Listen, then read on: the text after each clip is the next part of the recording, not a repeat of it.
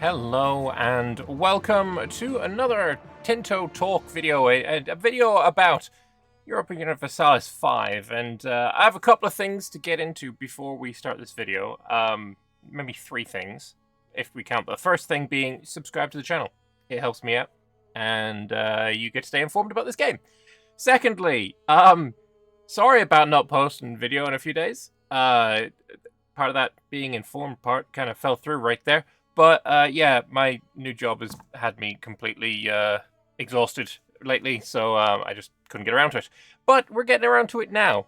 Thirdly, my latest video was on the Roman Empire and what I think the naming convention should be. And yeah, this video is actually going to start with another 20-minute rant about the naming convention of... No, I'm joking.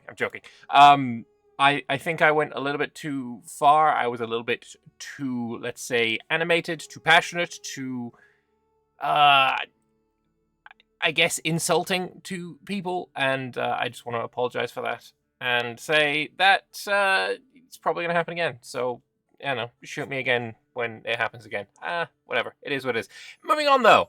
Let's start off with the Tinto Maps feedback thread that we got on Monday.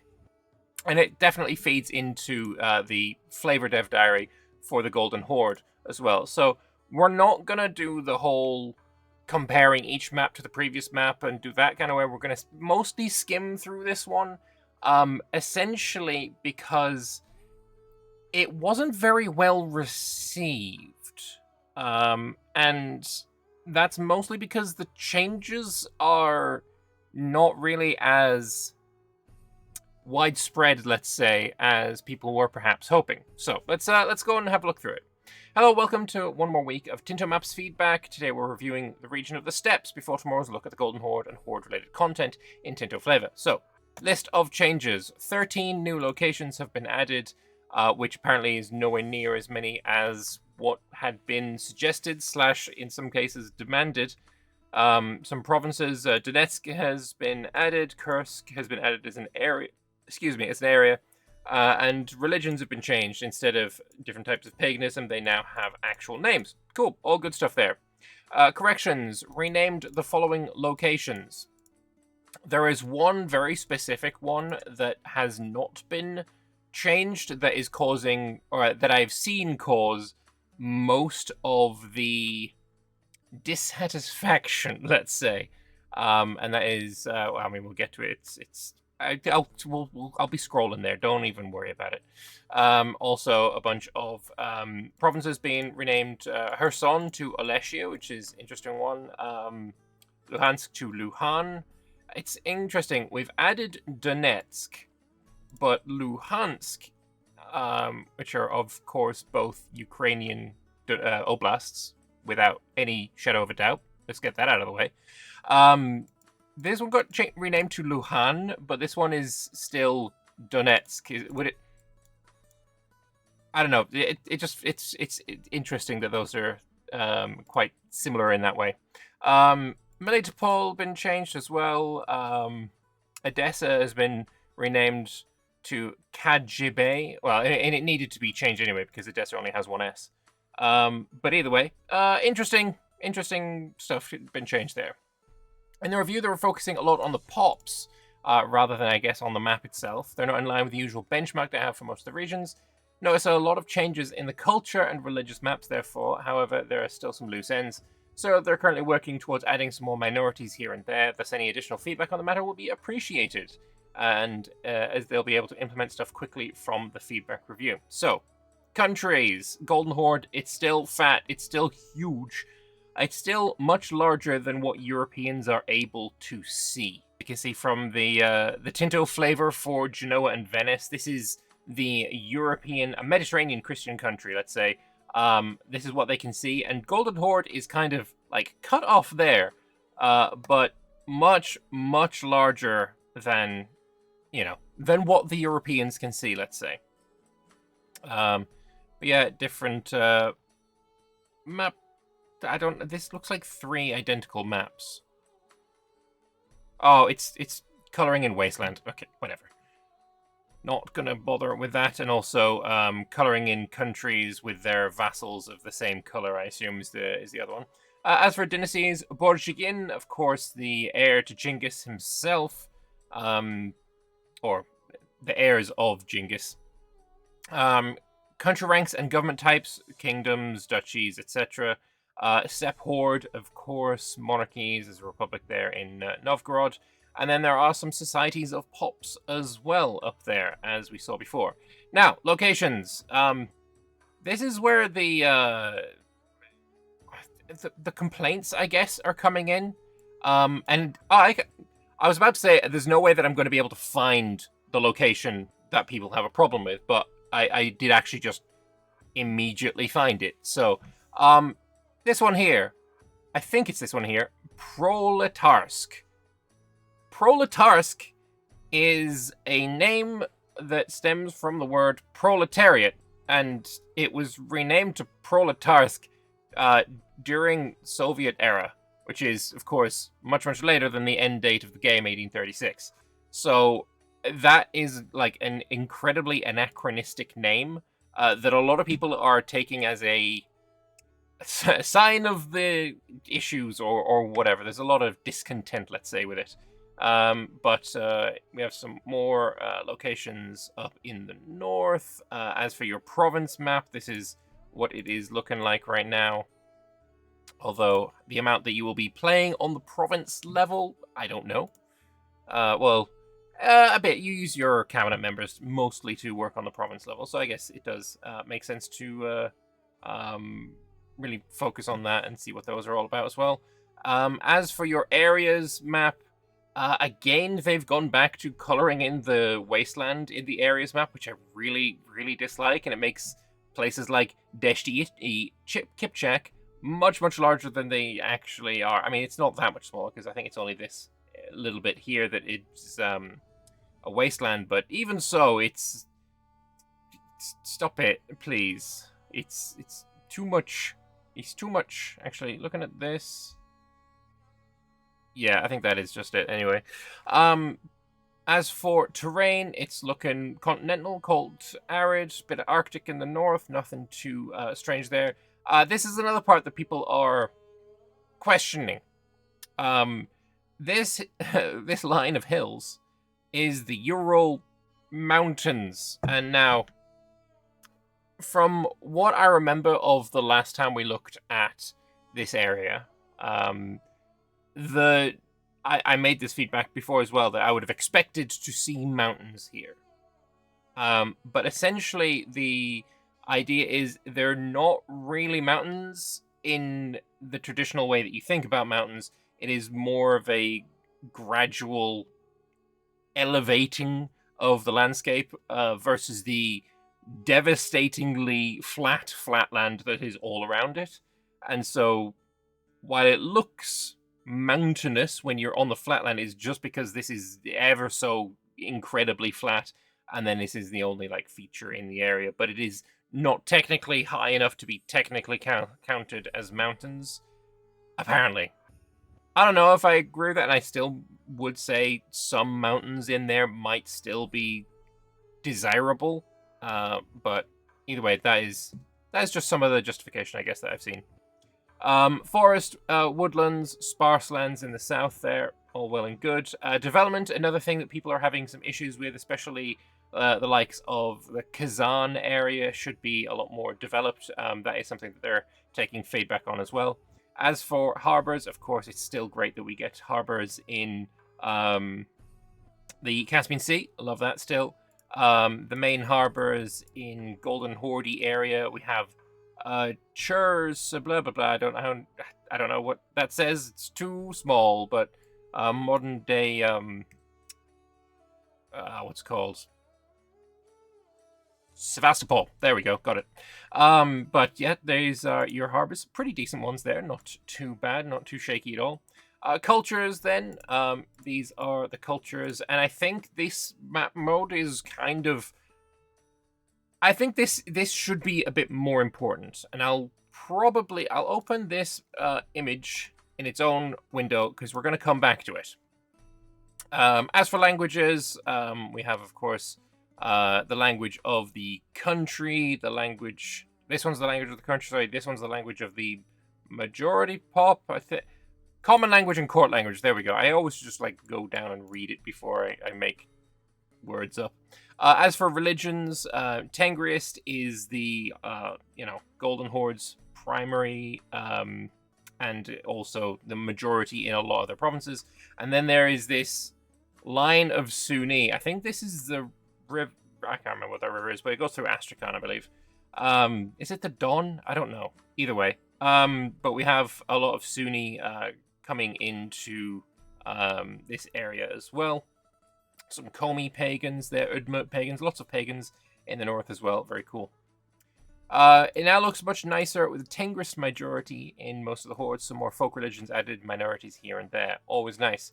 As for your raw materials, here's your raw materials. There's your medicaments. Can't see. I mean, there's a lot of fur. There's a lot of lumber. There's even more fur.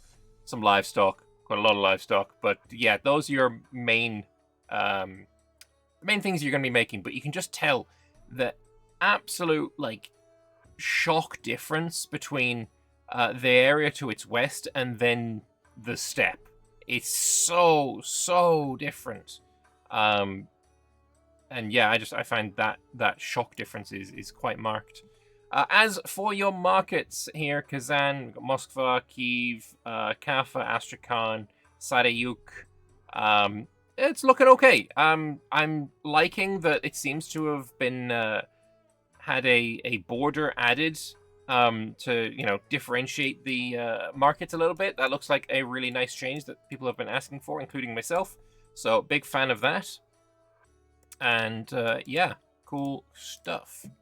That's all for that one, and yeah, like I said, there was a lot of discontent. 82 disagrees on this one. Kotick asked for some more detailed location maps. It was added. Here is the location maps that were given, and again, we can see the Proletarsk here, which is the source of a lot of contention. But people having issues with that. Although, I mean, I think it's quite nice to get the nice maps, but either way. Also, they asked for the Urals, so we got some of that. So, here, IBV Te, saying, why have the location names not changed? There was a lot of proposals, but I still see Soviet-era cities. Proletarsk literally means proletariat, Soviet social class. Why was it not changed? Pavia here responding, we're aware, and we've been trying to prioritize the most relevant stuff and come back for additional feedback. It's already booked to be fixed in a few days. This is the part that I am not questioning, because I don't question that this is true. Like, I'm sure it is. My questioning is down to, why was this feedback post scheduled when there were things booked to be changed in the next few days? If things like, I'm sure there's more than just one location that is booked to be changed in the next few days. Why could this not have gone out next week or the week after? And there's a couple of ways you can look at this.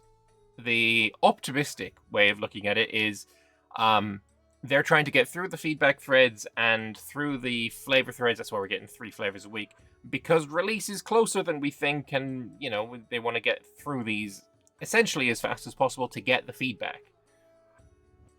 The less generous way of looking at it is it was scheduled completely separately from when updates were scheduled to go in, without, like, any crosstalk between, like, schedules, and it was just a screw-up. And I don't know. I think this should have waited. I think the steps feedback should have waited until Soviet-era city names were not quite so obviously on the map when they quite obviously shouldn't have been. And I'm sure the people who, I would never have noticed. Even if I'd known Proletarsk is a Soviet-era city and absolutely should not be in the game, even if I was very much in tune and knowing all of, Soviet-era cities, maybe that was my special interest, I still wouldn't. It's not my thing. I think I don't enjoy going and be like, okay, oh, we got Bagatoy, and then we got Ezasaja, and then we Boganatovka, and I didn't even do that for England. So yeah, for the people who are pouring through these maps at a location level density, picking out what things they think are wrong and weird and whatever, like, all power to you. And I'm being completely genuine here. I do think what you're doing is fantastic, and what you should keep doing it. It's not my vibe. I'm glad it is somebody else's vibe though.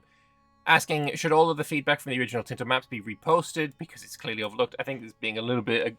It's a little ironic of me calling out someone for being a little bit aggressive. So maybe I should just not be a hypocrite.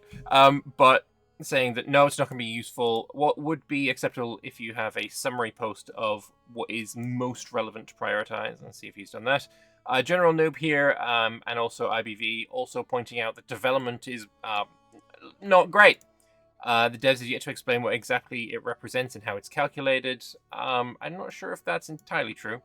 The impression is they designed it around gameplay, much less around historical reality. Sarai should most definitely outshine most of Europe. Kazan was one of the richest areas of the Golden Horde. Why is it red? Can't pronounce that.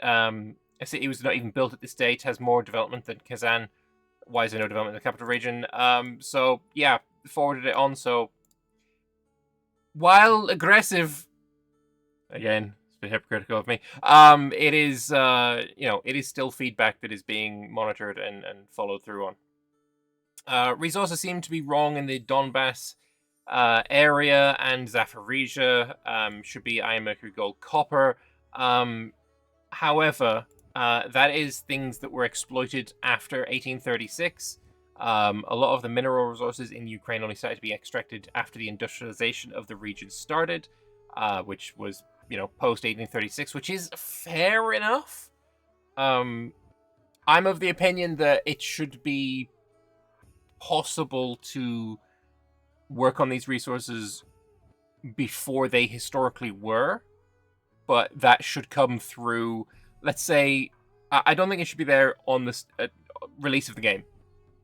I'm perfectly happy with this not being the case.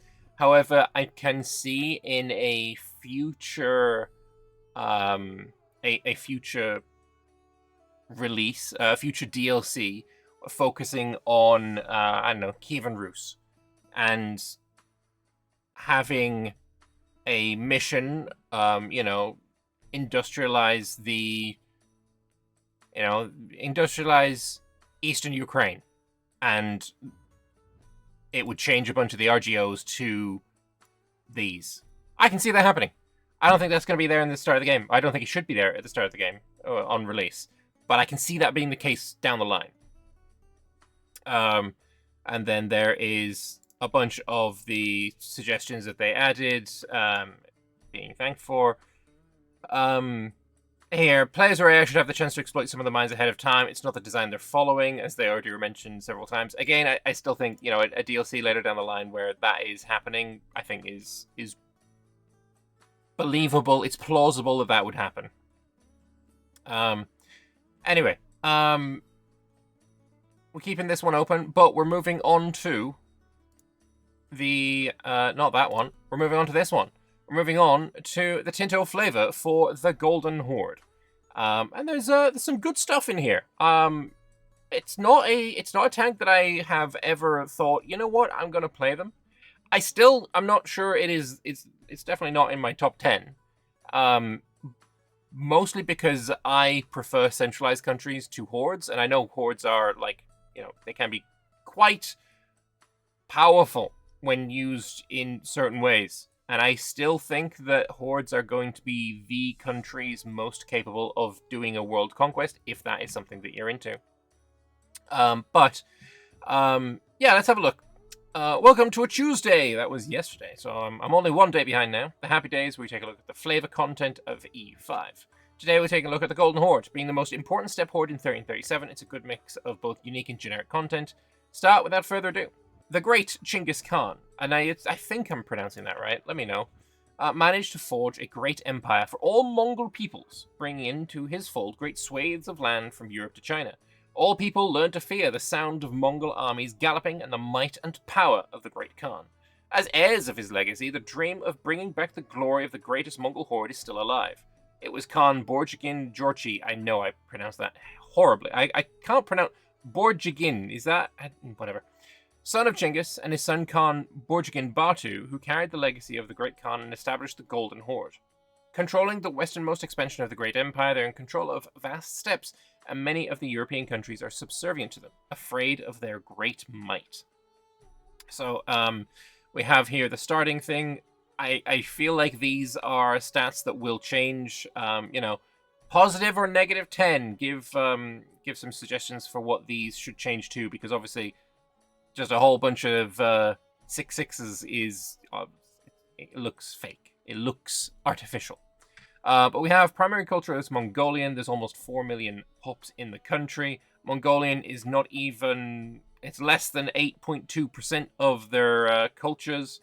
Its primary religion is Sunni, so they've moved away from Tengri already.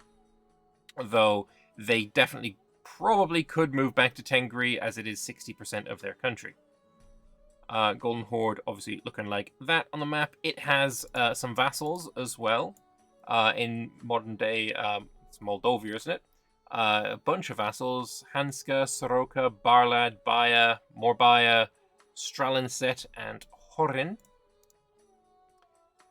Also, everything's work in progress, of course, as per usual. Steppe hordes are a type of army-based country. I think this is the first that we're seeing of this.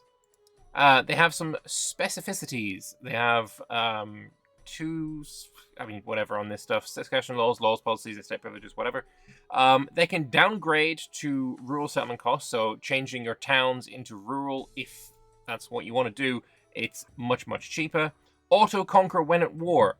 Essentially, what this means is, if we open a...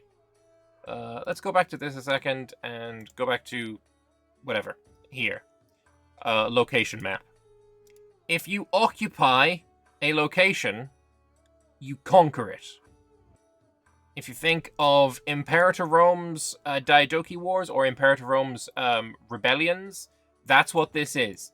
You occupy a location, you conquer it. We have already also had confirmation that it still follows the same logic as sieges in EU5 and Imperator, where if you take the provincial capital and any forts in the province, the entire province will flip to you.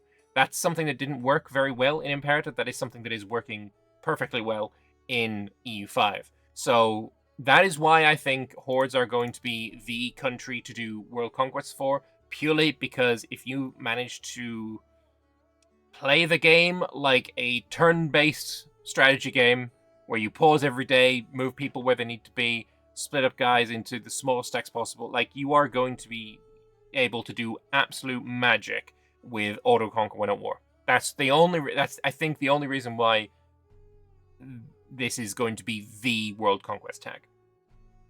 Prefers court language to be common language, plus 10, okay. Can raise and raid borders. We don't yet know what raise is. Raid borders, they try to clarify this, but I really don't think there's much clarification that has happened here.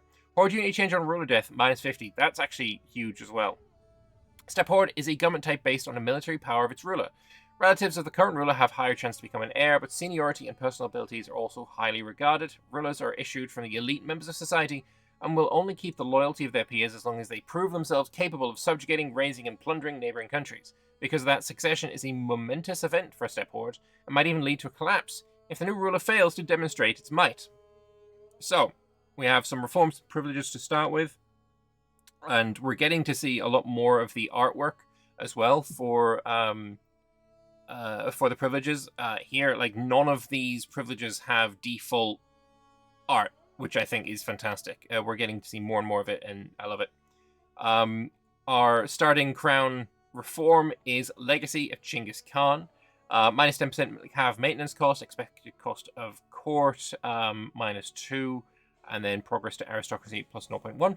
We're descendants of the great conqueror of the world, Genghis Khan. His blood runs through our veins, making us a proud and powerful people, promising us that everywhere our horses take us shall be ours to conquer. We have tribal host giving horses output.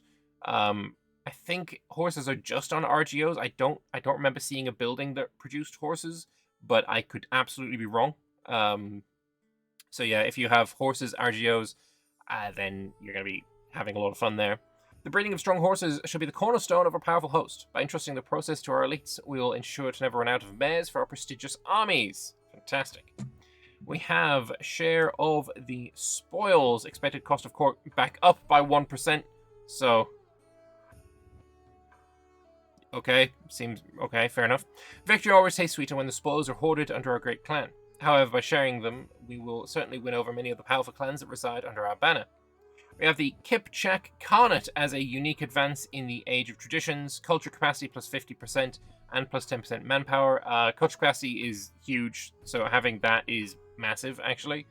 Allowing you to basically tolerate more cultures. Our great country is called the Kipchak Khanate, ruling over all the territories of the Cuman Kipchak Confederation.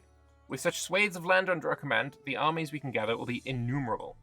Unnumerable is not a word, it should be innumerable. I say that with such confidence, but I might be wrong.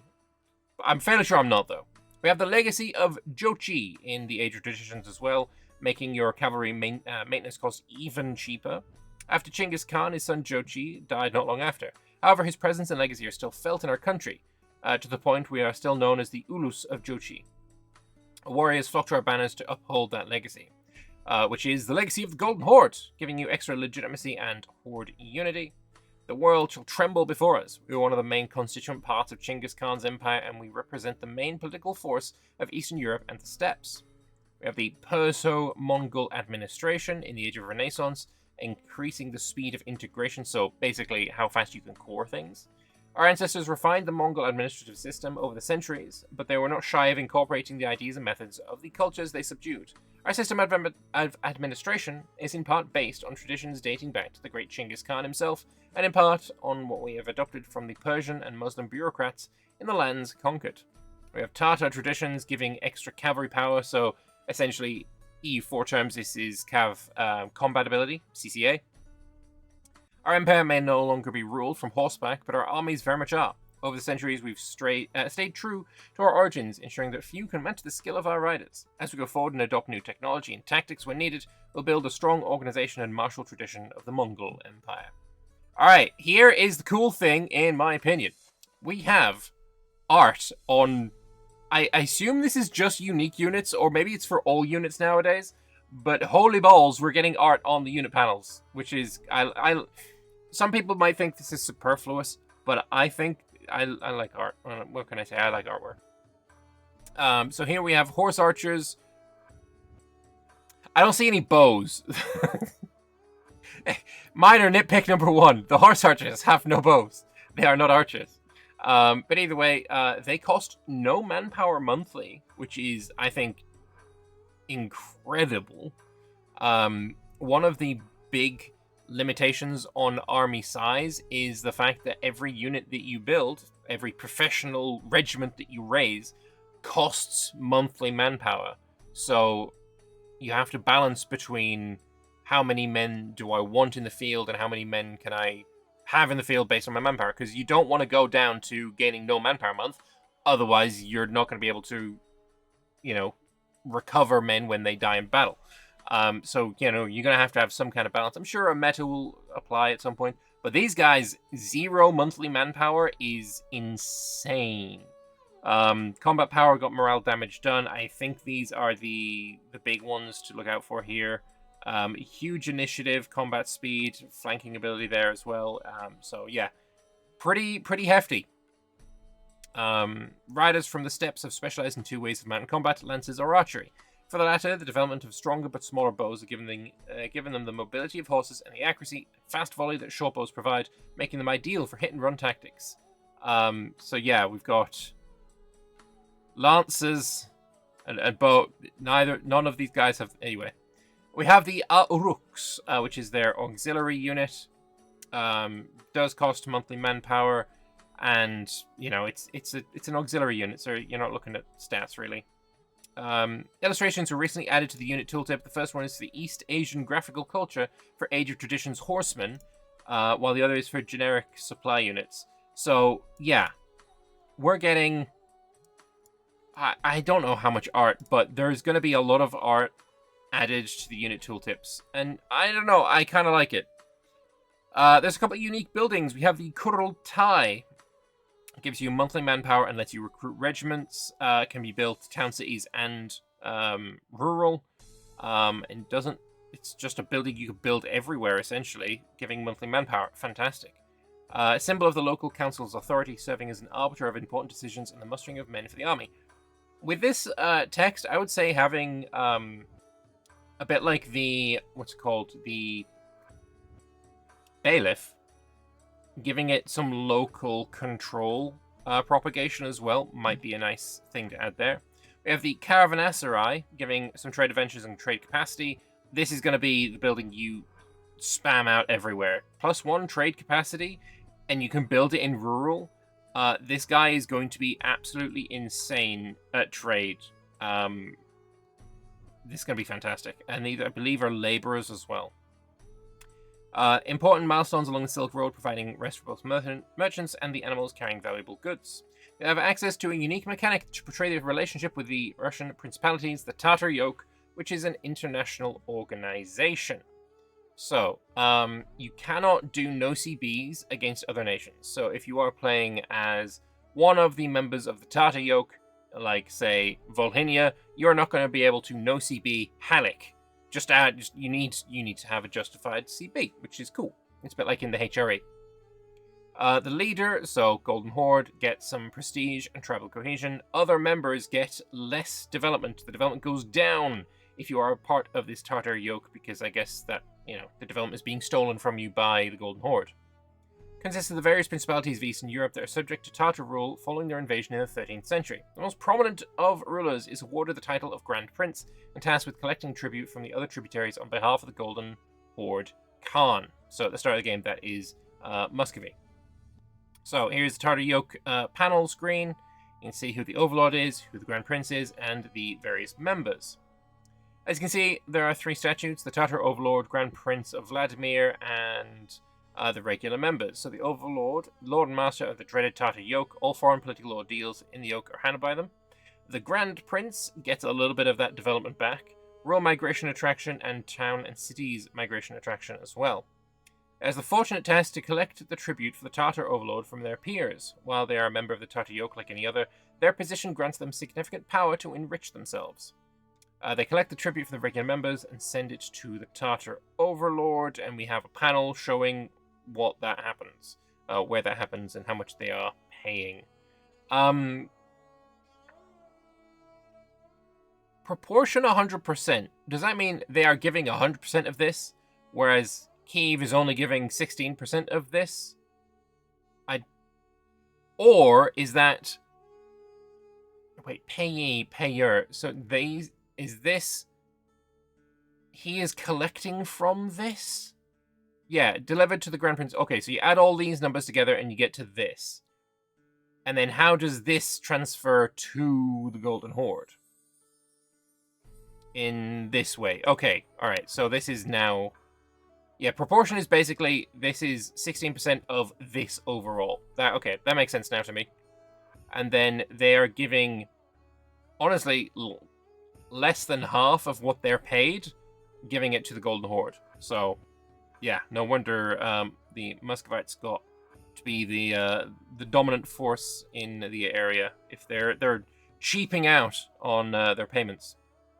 Each member also has a special section of the country budget to pay more or less tribute, and then the Grand Prince of Vladimir also chooses how much of that goes to their Tatar Overlord. Okay. If any member, including the Grand Prince, pays less than 50% of the capacity, it'll get a development malus, portraying the small-scale raids conducted by the Horde to put the princes in line. If the budget is over 50%, the members will get a bonus on their diplomats, and the Grand Prince on its prestige. So the call is there to put it at 50% exactly, I feel. Finally, a couple of additional actions in the IO. One allows any member of the Tatar Yoke to declare war, to break it, while the other allows any member to request the Tatar Overlord to become the new Grand Prince of Vladimir. Will declare Insulted Oz war on the Golden Horde. This makes taking land, I think, 200%, so, twice as expensive. And then you can request title elevation as well. Now, narrative content. The most important piece of content is the Horde Civil War, a disaster that can appear if the Horde unity dips too low. Once it starts, a Pretender Rebellion will be formed. The death of a previous ruler has left the Golden Horde in a precarious situation. The new Khan might have assumed the Golden Throne, yet he lacks the unity and support of his warriors. Golden Throne, I like that. Anyway, as such, Kurkino Gugyuk, a warlord within our borders, has started assembling his loyalists to challenge Khan Borjigin Mohammed Ozbeg for the throne. And you get the bring me head in his pike thing again. I do hope that this gets a little bit more localized to be a bit different. So obviously we saw bring head on a pike for the Roman Civil War. I would like that to change. Maybe this could change, based on culture group maybe, or I don't know, something. Anyway, a bunch of provinces dissatisfied will join the cause of him. We lose some stability, and you have a civil war. And that's how you end it.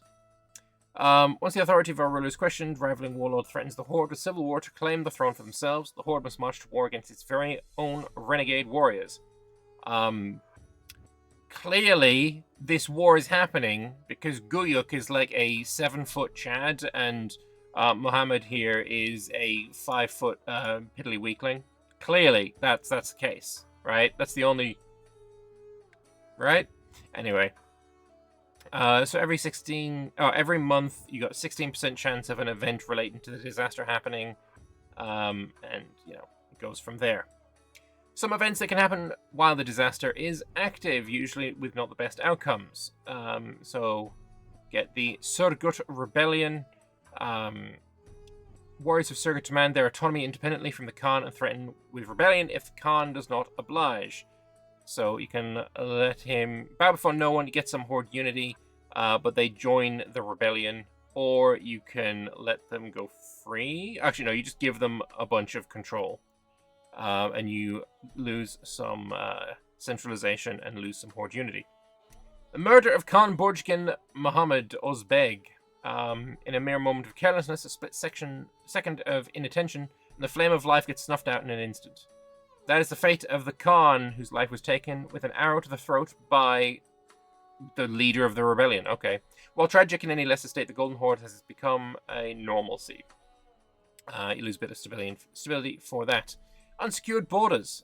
Usually the borders of the Golden Horde are regularly patrolled by our mounted scouts. However, the chaos surrounded or caused by the ambition of Gurkino Guryuk undermines our border security. It's only a matter of time before any upstart step horde or other state falls into our state without warning.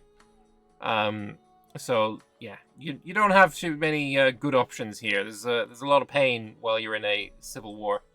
Once the rebel progress of the Pretender reaches 100%, an event will fire, giving the option to either accept the demands or make it escalate into a full civil war.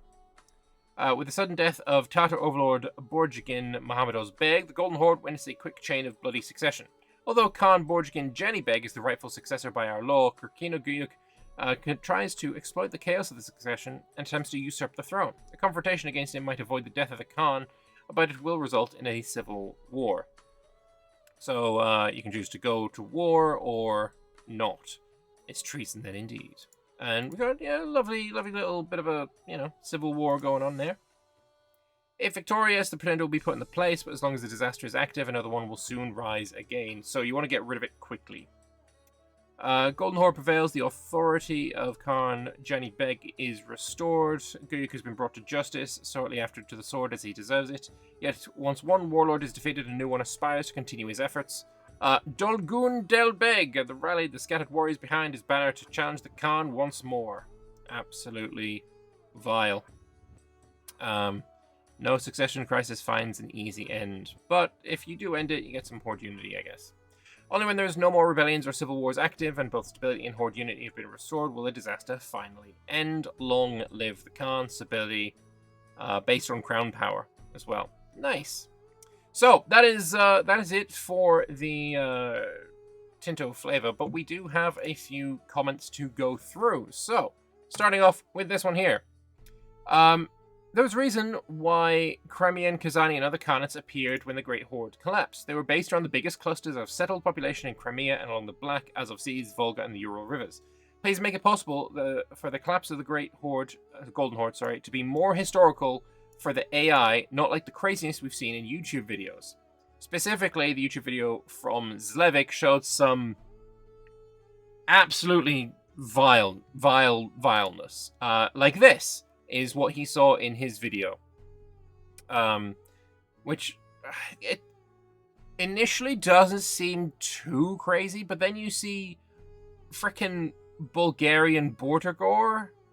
Bulgaria. And then they managed to unify it, and now you have Fat Kingdom of Bulgaria, and also gorgeous Slivic, just here. And it just looks weird, and I don't know, it's kind of vile. What I think should be the case if the Great Horde collapses based on army-based country collapses happens when an army-based country loses 100% of its army. The state collapses. I think this should be what happens. You get a Crimean state, a Mishare state, a Kazani state, Astrakani state, Nogai state. They should use this. This is why I kept this picture open from the thing. You see, I forward thinking. Anyway, this is what I think should be the case.